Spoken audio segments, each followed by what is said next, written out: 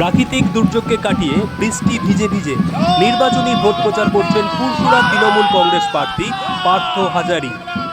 এদিন রামমোহন অঞ্চলে মৈখণ্ড শীতলা মায়ের মন্দিরে পুজো দিয়ে শুরু করেন নির্বাচনী ভোট প্রচার।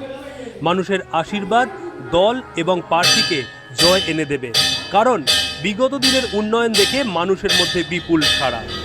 প্রার্থীকে সকলে আশীর্বাদ করছেন, সকলের অভাব অভিযোগ শুনছেন এবং আগামী দিনে মানুষের পাশে থেকে মানুষকে সাথে নিয়ে মানুষের জন্য কাজ করবেন বলে পার্থ হাজারি অঙ্গীকার করছেন।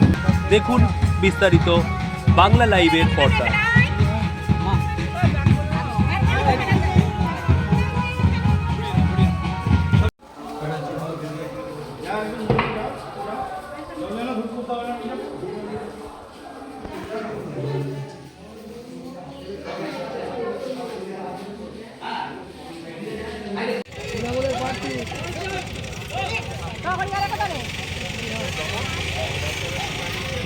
আসতে